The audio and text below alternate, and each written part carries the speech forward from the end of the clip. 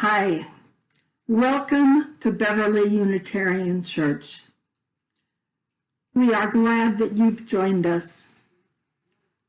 Whether you are rich or poor, whether you are black or white, or any color, whether you are religious, of any faith, whether you are able or disabled, whoever you are, you're welcome here. We're meeting this morning online because of the COVID-19 virus.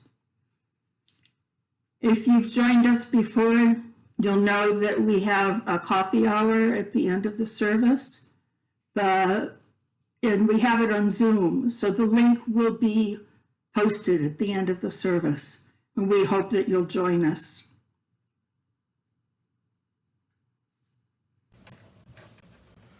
Oh, freedom, oh, freedom, oh, freedom over me. And before I'd be a slave, I'd be buried in my grave and go home to my Lord and be free. No more moaning, no more moaning, no more moaning over me. And before I'd be a slave, I'd be buried in my grave and go home to my Lord and be free.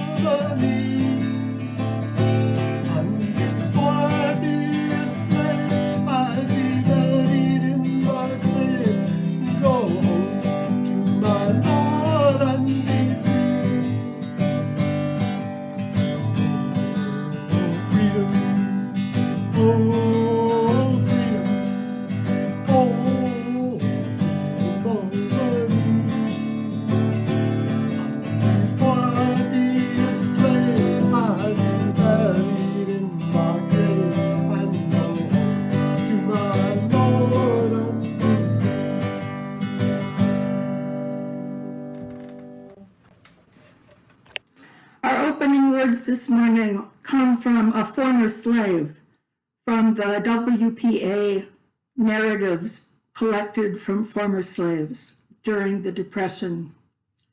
When freedom came, we was dancing and prancing and yelling with a big barn fire just a-blazing and the white folks not daring to come outside the big house.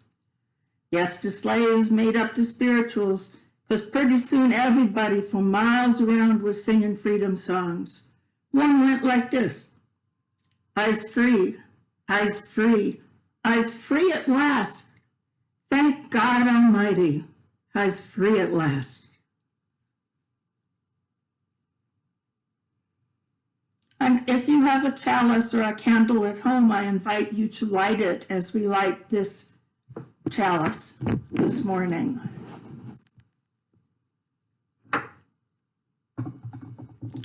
And the words for the chalice lighting should be, unison chalice lighting should be on your screen.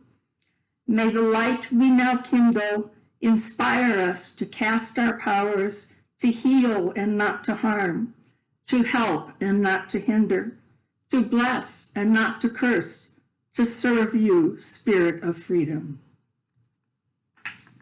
Now I invite you to use the chat box to share greetings this morning.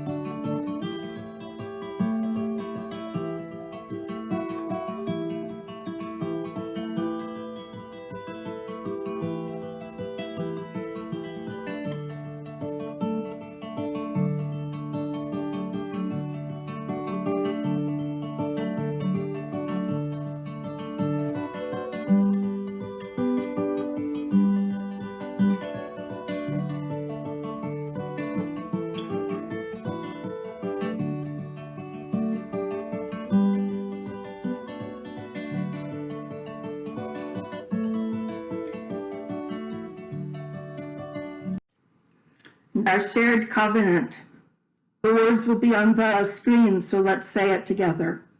Love is the spirit of this church, and service is its law. This is our great covenant, to dwell together in peace, to seek the truth in love, and to help one another. This is my dog Mojo, and he's going to help me read the story today. The story is from a book called Juneteenth for Maisie, and it's by Floyd Cooper. Maisie wants to play outside, but it's too late. It's getting dark, Maisie. It's time to stay inside. Maisie wants a cookie, but it is time for bed. Not now, little one. It's too close to bedtime. Maisie wants to stay up late, but she is too little. Bedtime is the rule, sweet girl. Why so grumpy, Sugar Bear? asks Dad. I can't go where I want, have what I want, or do what I want, answers Maisie. Well, tomorrow you can have a celebration, says Dad. What are we celebrating? asks Maisie. We will celebrate the day your great-great-great-grandpa Mose crossed into liberty. The day will be celebrated by us and many more families on a day we call Juneteenth. Dad lifts Maisie into his arms. I bet you're tired of hearing no all the time. Well, great-great-great-grandpa Mose heard no even more. Grandpa Mose worked in fields that stretched all the way to sunset. He and the others, slaves, would be bone tired, but they had to keep going. Their masters wouldn't let them quit. But as they worked, they thought about freedom. And that's their great-great-great-grandpa Mose, working in the cotton field and thinking about freedom. And before they finally went to sleep at night, they prayed about freedom and made plans for change and a better future. Some slaves ran north to freedom, following a bright star in the sky.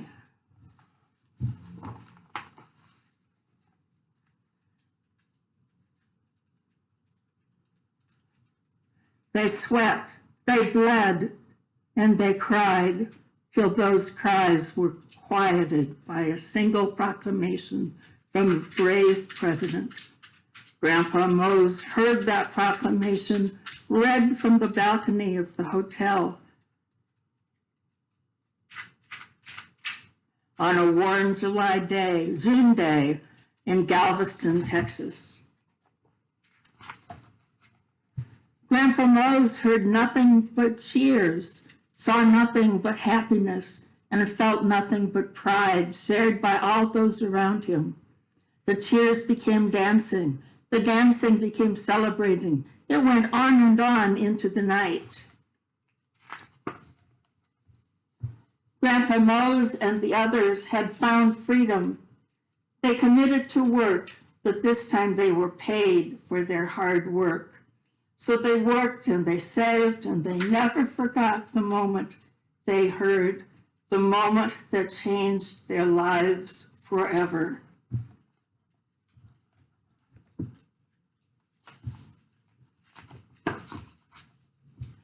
But things weren't perfect. Black people still struggled to stand shoulder to shoulder with white people. They still weren't treated as equals. It wasn't easy, but they never gave up. Every year on Juneteenth, they remembered.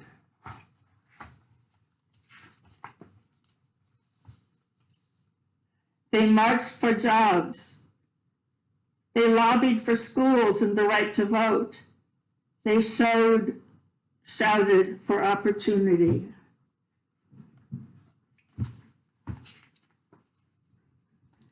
And every year on Juneteenth, they celebrated and remembered.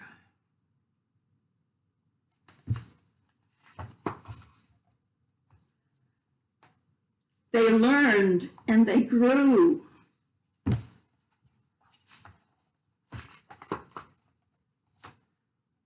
They forgave.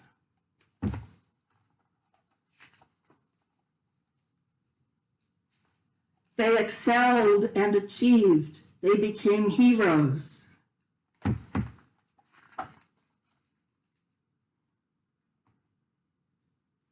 Now, sweet Maisie, it's your turn to celebrate, just like great-great-great-grandpa Mose.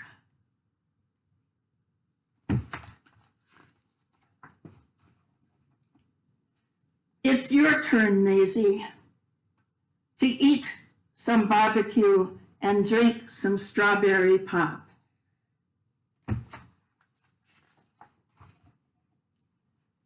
It's your turn to celebrate.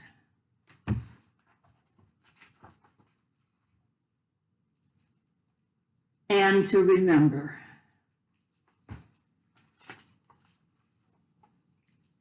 On June 19th, 1865, soldiers arrived in Galveston, Texas, announcing the end of the Civil War and the end of slavery in the United States. It was more than 2 years after President Lincoln's Emancipation Proclamation.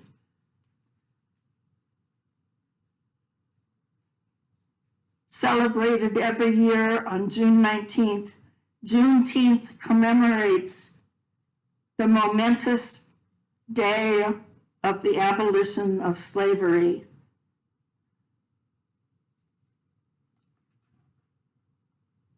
So that's the story of Juneteenth, a holiday that's still celebrated every year on June 19th. And that happens this week. Thank you for listening. We come together every week as a community of faith. And part of what binds us together is our belief in the 7 principles of the Unitarian Universalist Association. But the rest of what binds us together is the ties that grow between heart and heart. And to that end, each week we light candles for joys and sorrows. I'm going to light a candle for George Floyd, for Ahmaud Arbery, and for Breonna Taylor, all of whose deaths have called us as a nation to new understanding and new recognition of the evils of racism. So this candle is for action. May things change as a result of all the protests and the calls for justice. I light this candle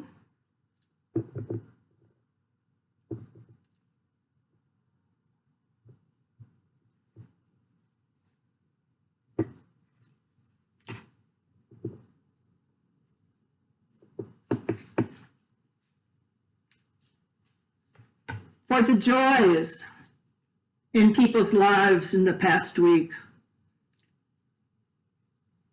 that they may be shared and magnified by our joint celebration.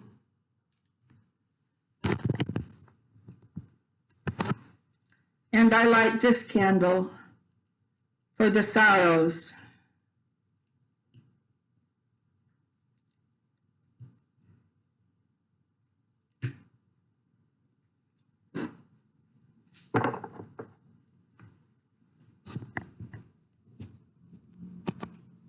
And now, if you could enter into the chat room any joys and sorrows that you want to share, remembering that it's public space.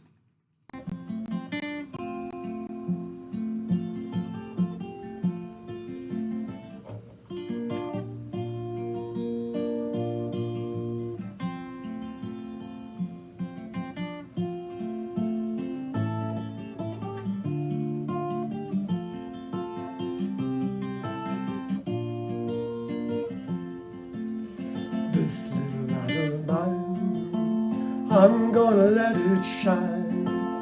This little light of mine, I'm gonna let it shine. This little light of mine, I'm gonna let it shine. Let it shine, let it shine, let it shine. Everywhere I go, I'm gonna let it shine. Everywhere I go, I'm gonna let it shine. Everywhere I go, I'm gonna let it shine. Let it shine, let it shine, let it shine.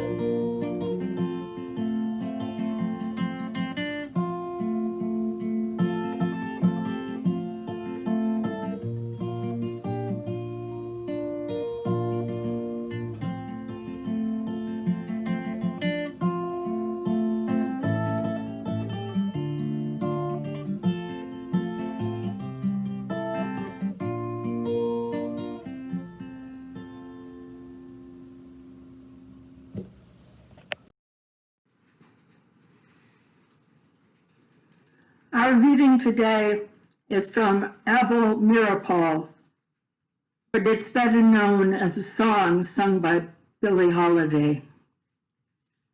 Southern trees bear strange fruit, blood on the leaves and blood at the root. Black bodies swinging in the southern breeze, strange fruit hanging from the poplar trees. Pastoral scene of the gallant South, the bulging eyes and the twisting mouth. Scent of magnolia, sweet and fresh, then the sudden smell of burning flesh. Here is fruit for the crows to pluck, for the rain to gather, for the wind to suck, for the sun to rot, for the trees to drop. Here is a strange and bitter crop.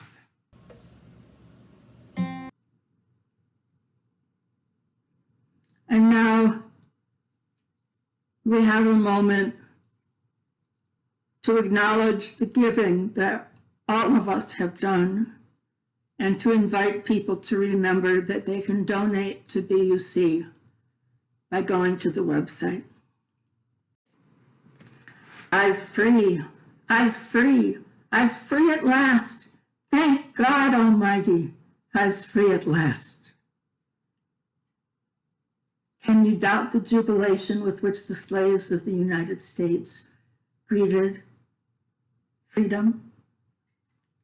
When Harriet Tubman gained her freedom in New York, she said, "I looked at my hands to see if I was the same person now. I was free. There was such glory over the fields until I felt like I was in heaven." That's what the slaves of Galveston, Texas felt the day they learned they were free. It was 2 years late, but it was all the more precious because it finally came. Liberation, jubilation. From what was called the National Negro Anthem at the time of Martin Luther King Jr. Lift every voice and sing, let earth and heaven ring. Ring with the harmonies of liberty. Let our rejoicing rise high as the listening skies. Let it resound loud as the rolling sea. But in the second verse we hear, we have come over a way that with tears has been watered. We have come treading our path through the blood of the slaughtered.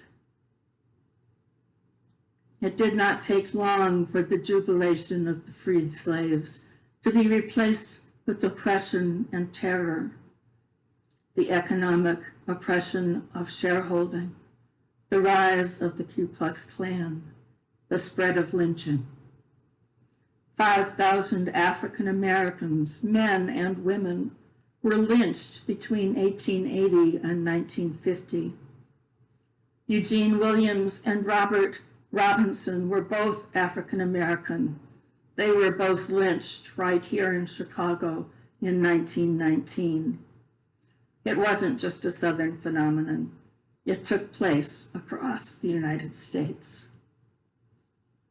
This is a description of the scene of the lynching of Thomas Brooks in Fayetteville County, Florida, from The Crisis, the newspaper founded by Ida B. Wells, from the issue of June 1915.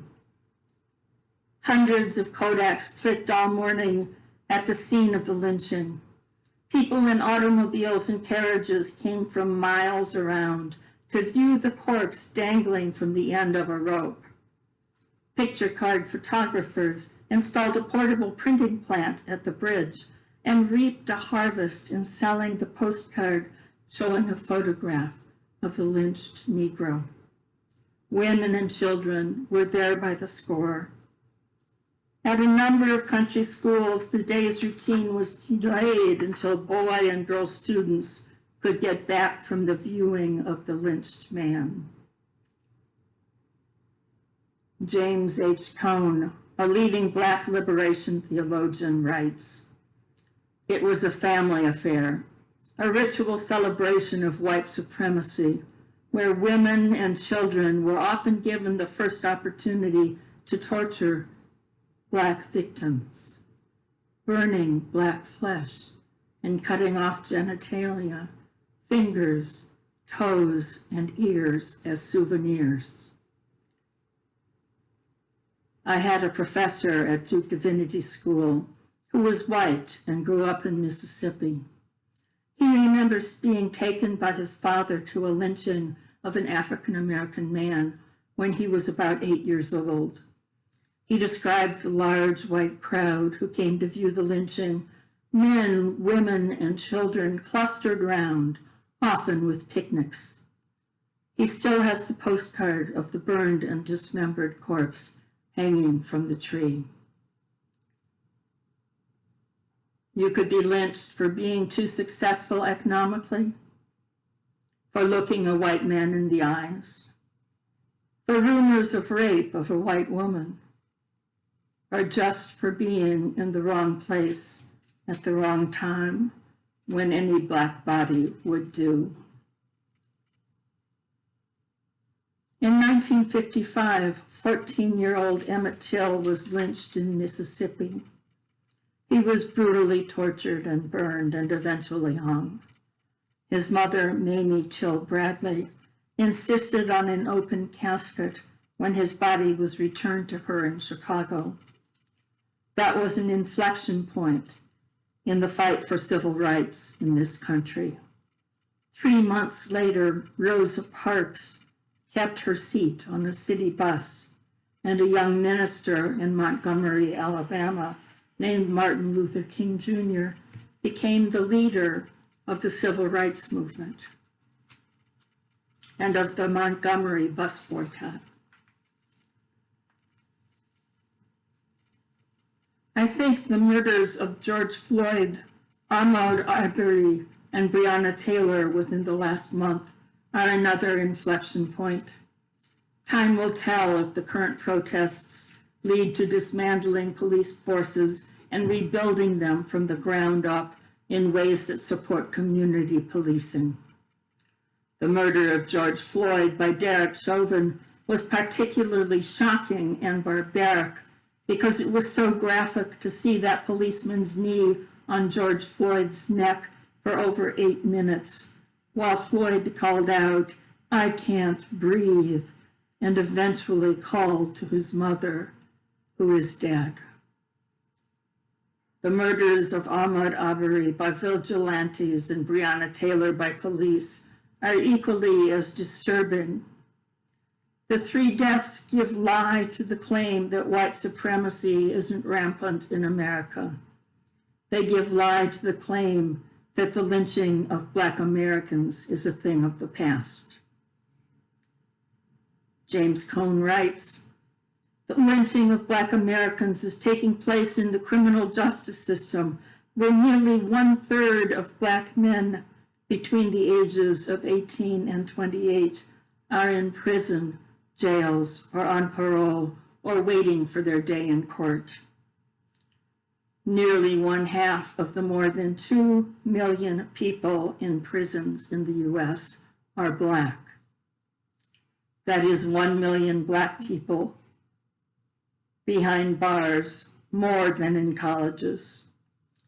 Through private prisons and the war against drugs, whites have turned the brutality of their racist legal system into a profit-making venture for dying white towns and cities throughout America.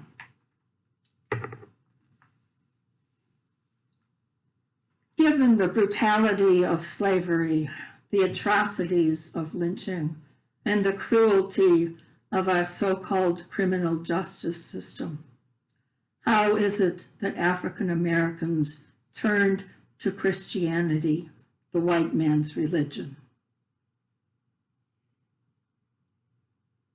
The first part of the answer to that question is that North American slave owners stripped the various African religions of the slaves' past and forbade any reference to them, as they stripped away the African languages that the slaves had spoken in their homeland.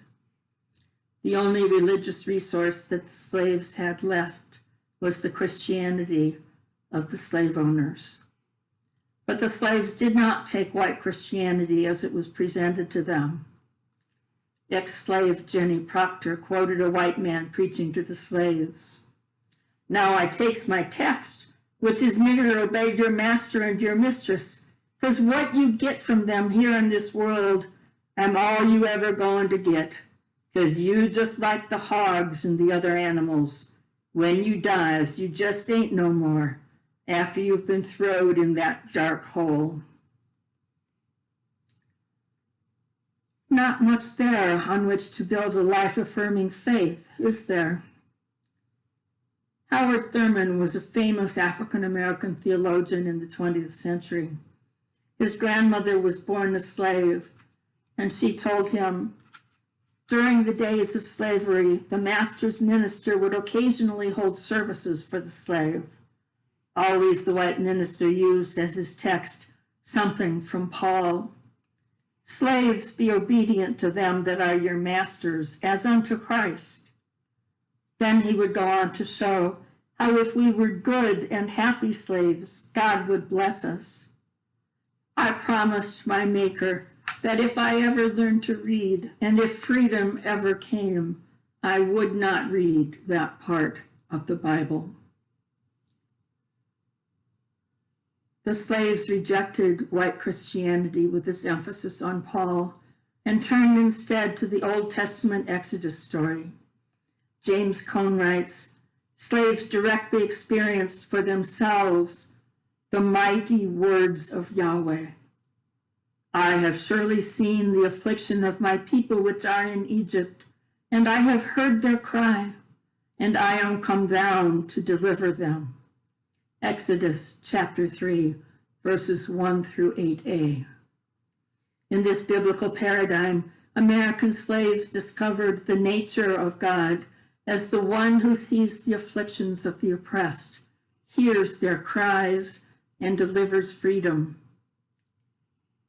Other biblical stories that inspired Black Christianity were also tales of God delivering God's followers.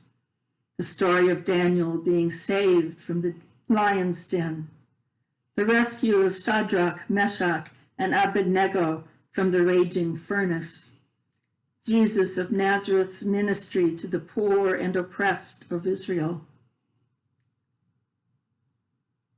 White slave owners hated this story and message of deliverance and tried to stamp it out.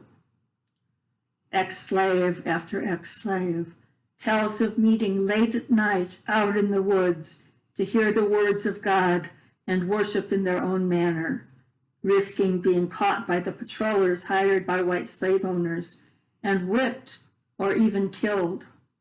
The ex-slaves Carrie Davenport and Anderson Edwards said that sometimes the colored folks go down in dugouts and hollows and hold their own service.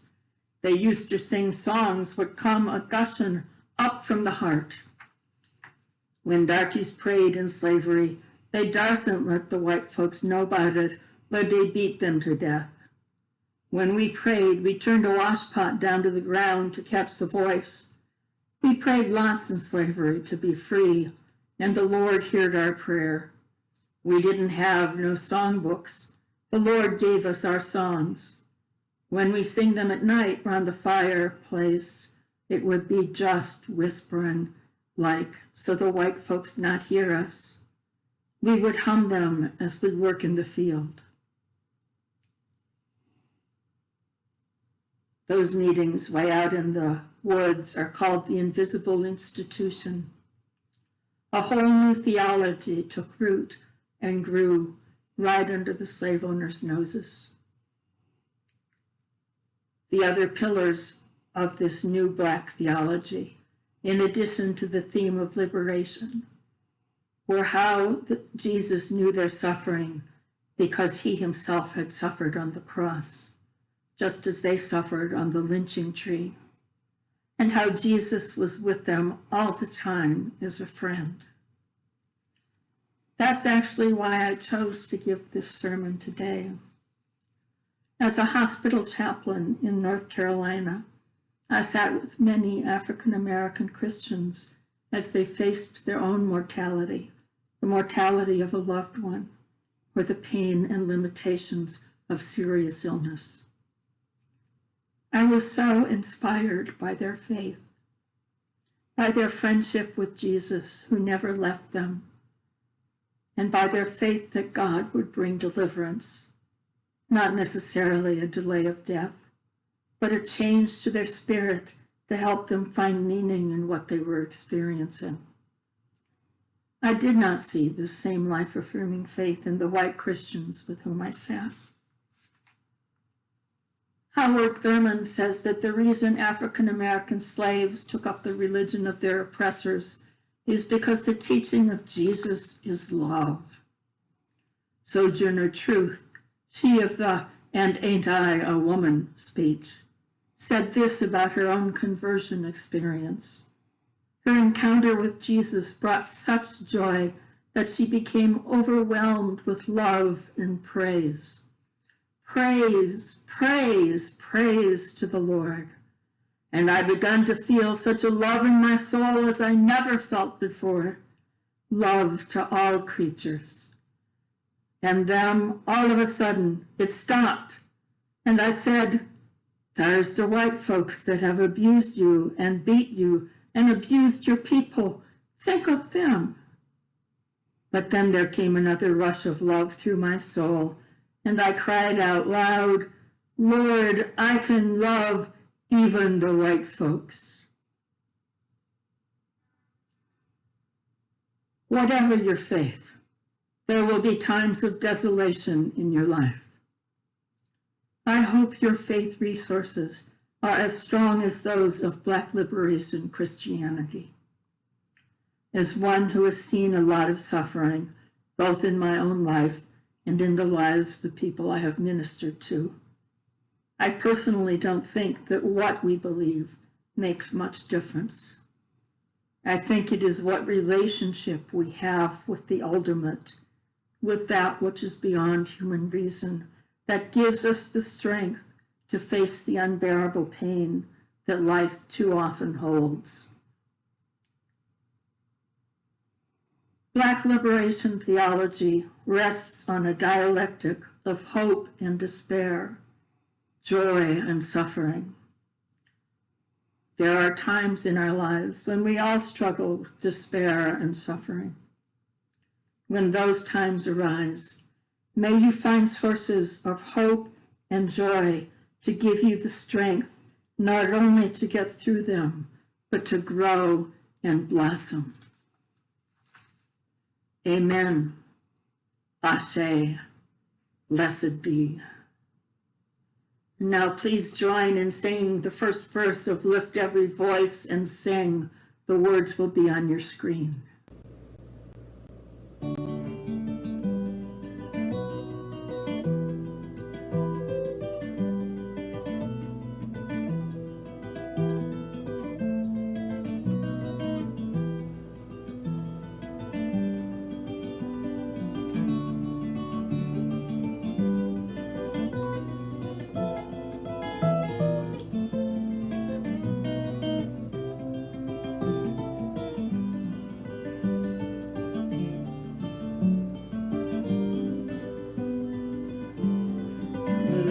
merry voice and sing till earth and heaven ring with the harmonies of liberty. Let our rejoicing rise high as the listening skies. Let it resound loud as the rolling sea. Sing a song full of the faith that the dark past has taught us. Sing a song full of the hope that the present has brought us. Facing the rising sun of our new day begun, let us march on till victory is won.